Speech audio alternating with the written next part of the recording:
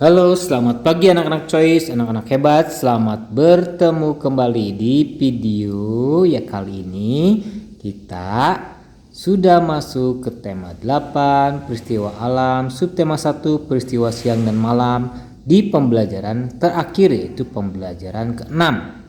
Ya anak-anak, mari kita bahas buku temanya. Perhatikan pembahasan berikut ini supaya kalian paham dan mengerti serta dapat mengerjakan tugas-tugasnya dengan baik yang ada di buku tema ini. Yuk, sudah siap? Buku temanya sudah disiapkan? Buka buku temanya, kita buka halaman 46.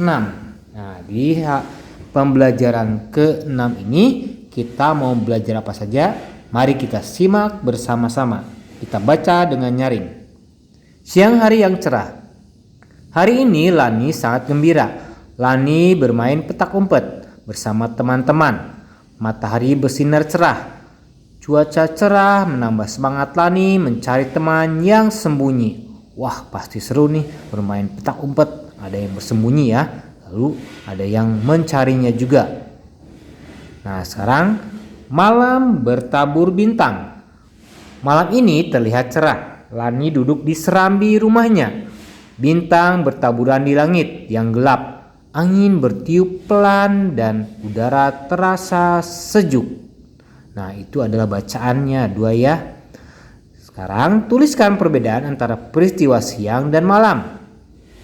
Misalnya, peristiwa siang, matahari bersinar cerah dan cuaca juga cerah. Terus peristiwa malam, bintang bertaburan di langit yang gelap. Angin bertiup pelan dan udara terasa sejuk. Nah, ini adalah perbedaan antara peristiwa siang dan malam. Sekarang kita akan mencoba. Indahnya siang dan malam. Lani semakin mengerti perbedaan siang dan malam. Lani berlatih mencocokkan gambar. Kemudian, Lani berlatih menuliskannya menjadi sebuah cerita. Nih, ceritanya di sini. Coba kalian pasangkan sesuai dengan gambar ceritanya yang mana ya. Misalnya, contoh, perhatikan nih.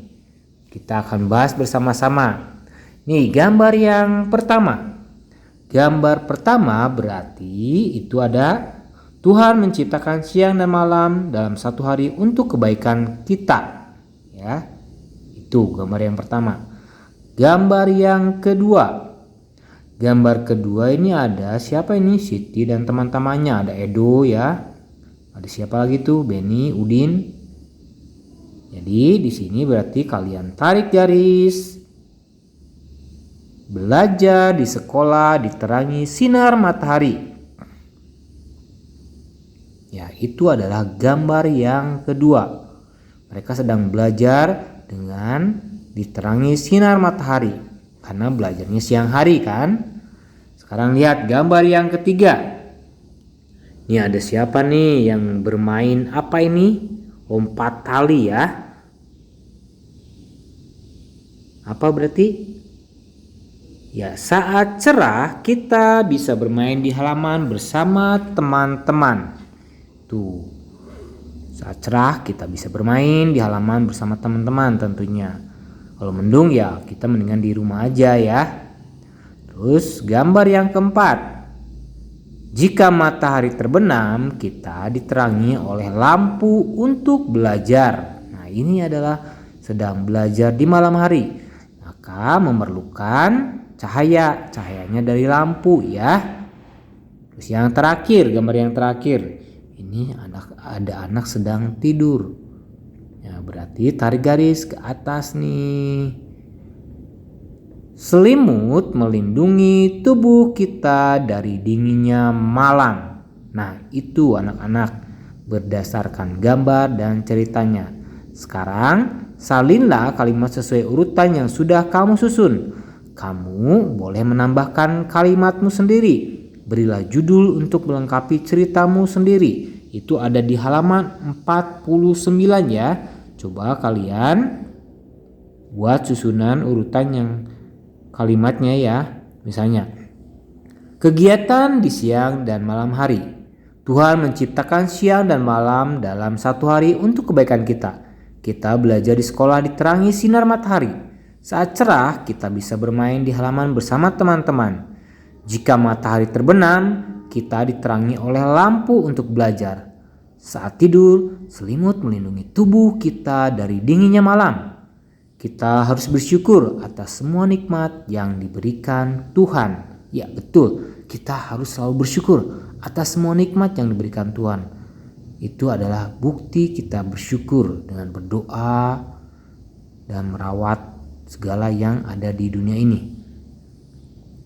Lani telah selesai menulis ceritanya. Ia akan membacakan ceritanya di depan kelas. Lani tampil percaya diri.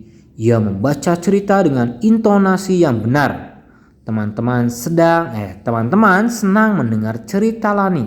Lani menceritakannya dengan penuh semangat.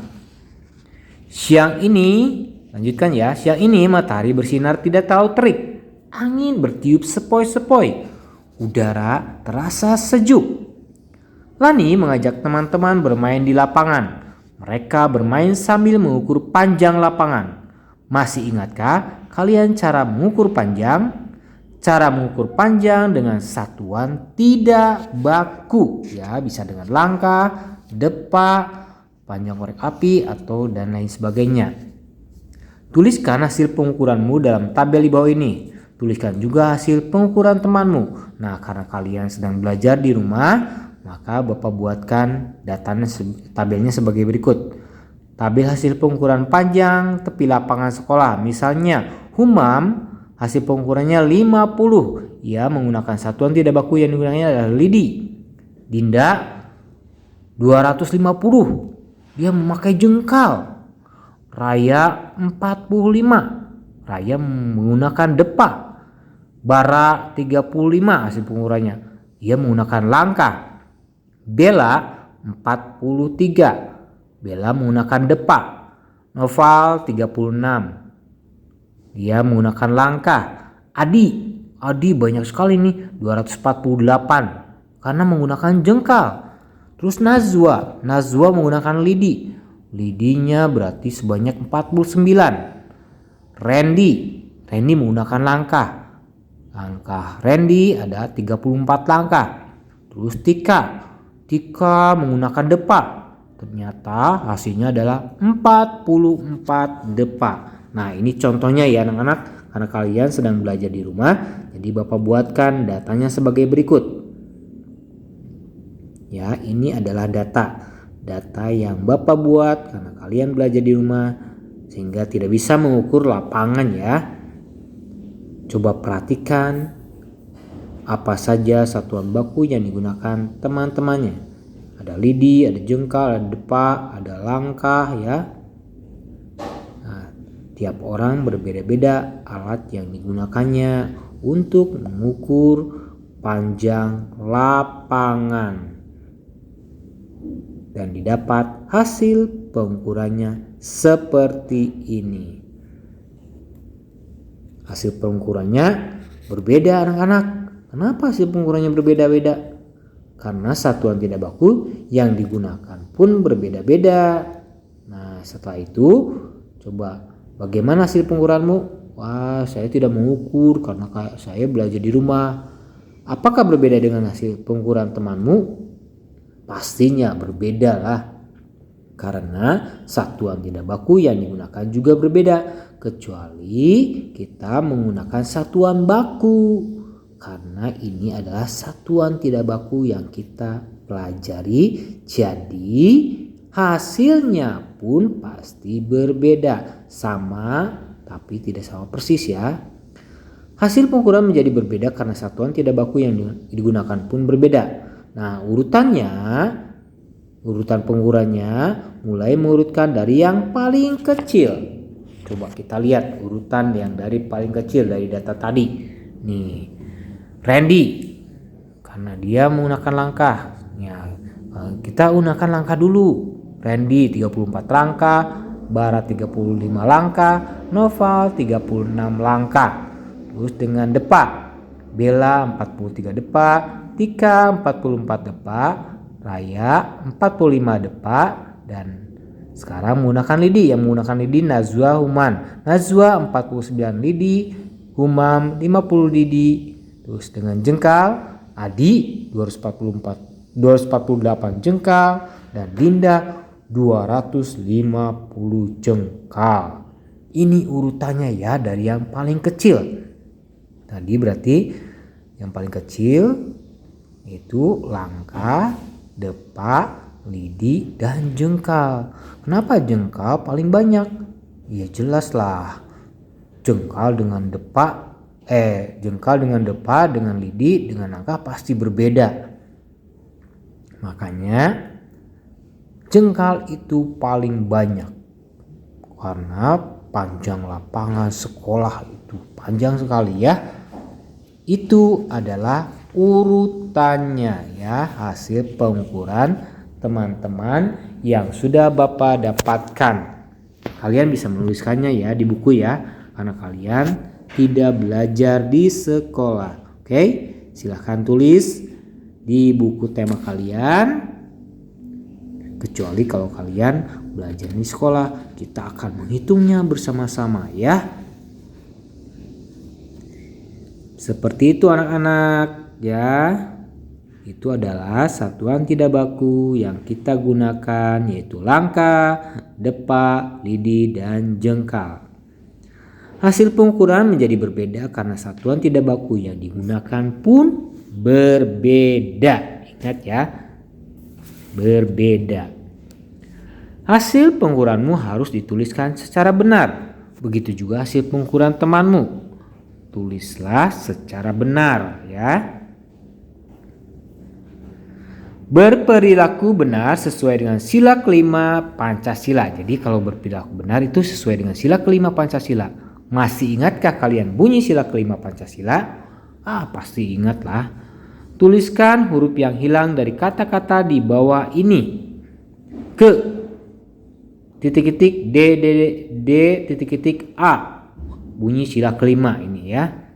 Berarti bunyinya adalah keadilan sosial bagi seluruh rakyat Indonesia. Yang pertama ada K, E, D, dan A. Wah, ini gampang. Berarti tinggal tambahkan apa saja? A, I, L, dan N. Terus yang kedua, ini ada O, S, L.